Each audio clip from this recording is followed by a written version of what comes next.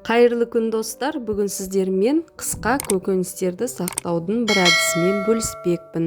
Арнама қош келдіңіздер. Ең алдымен болгар бұрышын осылай сүртіп, дұрыстап сыртын тазалап аламыз. Одан кейін төменде көрсетілгендей жақсылап ішін тазалап шығамыз.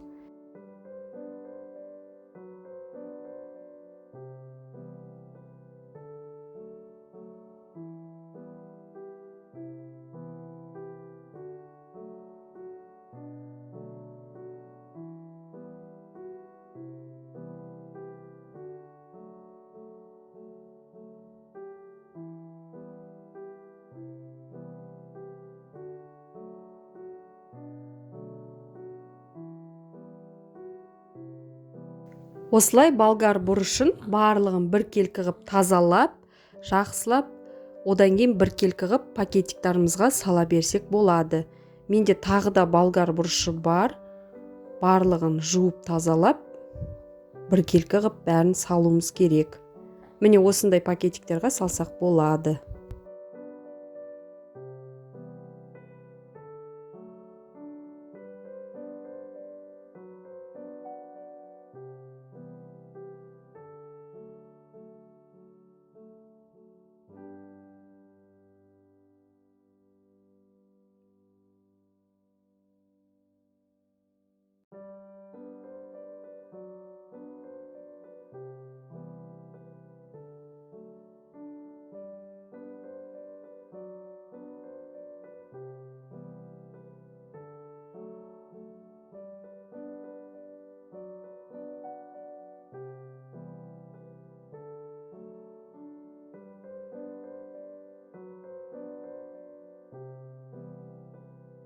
Міне осылай орналастырып болған болгар бұрышымызды шетке қойып, қалған болгар бұрышын мен төртбұрыштап турап шықтым кубик ретінде. Өздеріңізге ыңғайлы ретінде турасаңыздар болады.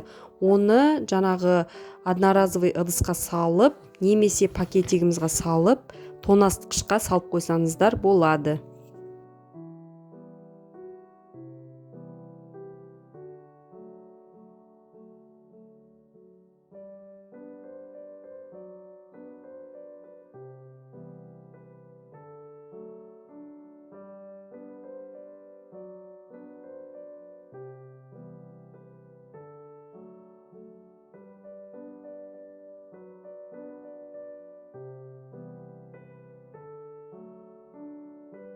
Міне келесі болгар бұрышымызды осылай турап, кубиктап, одан кейін ыдысымызға салып қойсақ болады.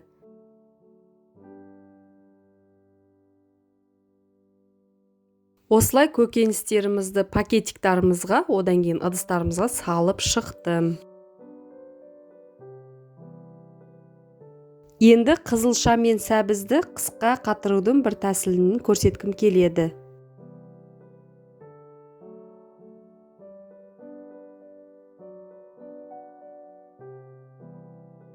Осындай арнайы үкішті алып, сәбізімізді үкіштен жақсылап өткізіп аламыз. Міне төменде көрсетілгендей, осылай барлығын өткізіп, бұны да мен ыдыстарға салып шықтым.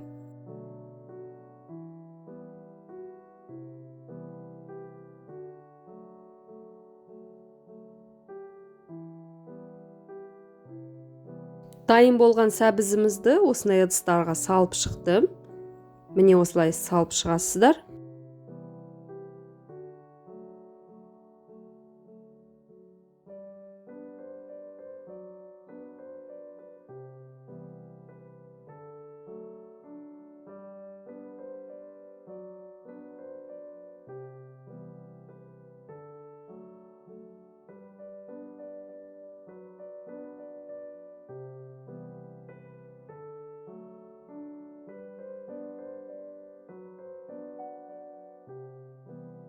Келесі кезекте қызылшаны үкіштен өткіземіз. Жаңағы үкішпен өткізсеңіздер де болады. Барлығын жақсылап өткізіп аламыз.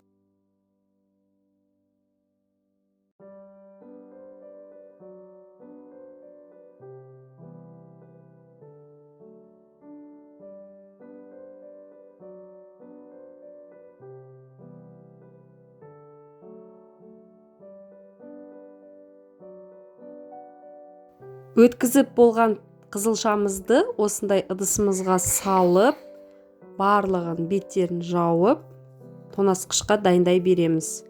Егер видеом ұнап жатса, астына лайк басып, пікір қалдырып, арнама тіркелуді ұмытпаңыздар. Сіздермен бірге болған Ардақ.